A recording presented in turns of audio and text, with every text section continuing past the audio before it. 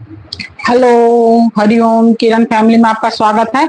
श्रीमद् भागवत महापुराण पढ़ने जा रहे हैं। श्री गणेशाय नमः। ओम भूर्भुवः स्वः तत्सवितुर्वरेण्यं भर्गो देवस्य धीमहि धियो यो नः प्रचोदयात्।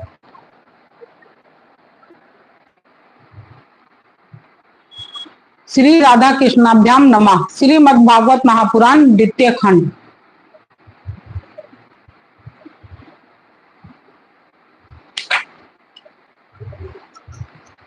कल नवम स्कंद पूरा हो गया था। आज से शुरुआत करेंगे दसम स्कंद। ओम नमो भगवते वासुदेवाय। श्रीमद् भागवत महापुराण दसम स्कंद पूर्वार्ध। अतः प्रथमो अध्याय। दसम स्कंद का प्रथम अध्याय।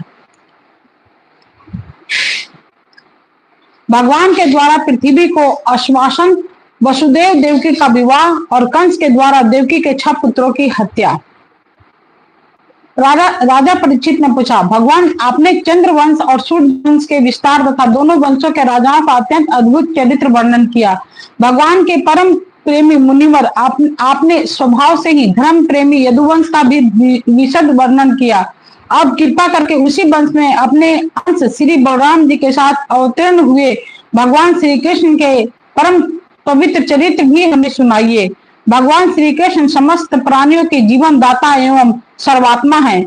उन्होंने जिनकी तृष्णा की प्यास सर्वदा के लिए बुझ चुकी है, वे जीवन मुक्त महापुरुष जिसका पूर्ण प्रेम से अतृप्त रहकर गान किया करते हैं, मुमुक्षु जनों के लिए जो भाव रोग का रामबाण औषध है तथा विषयी लोगों के लिए भी उनके कान और मन को परम आह्लाद देने वाला है।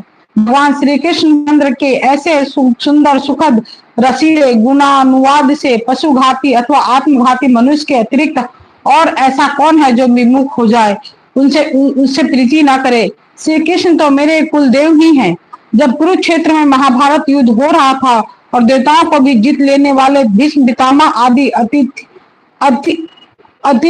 अतिरथियों से मेरे दादा पांडव का युद्ध हो रहा था, उस समय कौरव की सेना उनके लिए अपार समुद्र के समान थी, जिसमें भीष्म आदि बड़े बड़े मच्छों को भी निकल जाने वाले तिमिंगल मच्छों की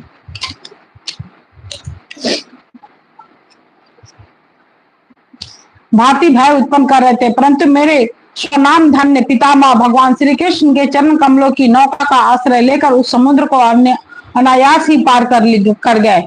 ठीक वैसे ही जैसे कोई मार्ग में चलता हुआ स्वभाव से ही बछड़ों के खुर का गड्ढा पार कर जाए।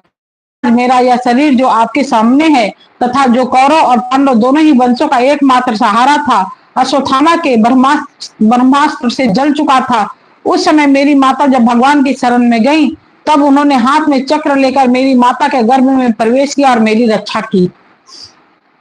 केवल मेरी ही बात नहीं, वे समस्त शरीरधारियों के भीतर आत्मा रूप से रहकर अमृतत्व का दान कर रहे हैं और बाहर काल रूप से रहकर मृत्यु का मनुष्य के रूप में प्रतीत होना, यह तो उनकी एक लीला है।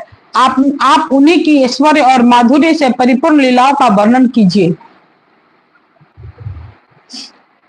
भगवान आपने अभी बतलाया था कि बलराम जी रोहिणी के पुत्र थे। इसके बाद देवकी के पुत्रों में भी आपने उनकी गणना की। दूसरा शरीर धारण किए बिना 2 माताओं का पुत्र होना कैसे संभव है? असुरों को मुक्ति देने वाले और भक्तों को प्रेम वितरण करने वाले भगवान श्री कृष्ण अपने वात्सल स्नेह से भरे हुए पिता का घर छोड़कर वज्र में क्यों चले गए? यदुवंश शिरोमणि भक्त वत्सल प्रभु ने नंद आदि गोप बंधुओं के साथ कहां निवास किया? ब्रह्मा और शंकर का भी शासन करने वाले प्रभु ने वज्र में तथा मधुपुरी में रहकर कौन कौन सी लीलाएं की? और महाराज, उन्होंने अपनी माँ के भाई मामा कंस को अपने हाथों क्यों मार डाला? वह मामा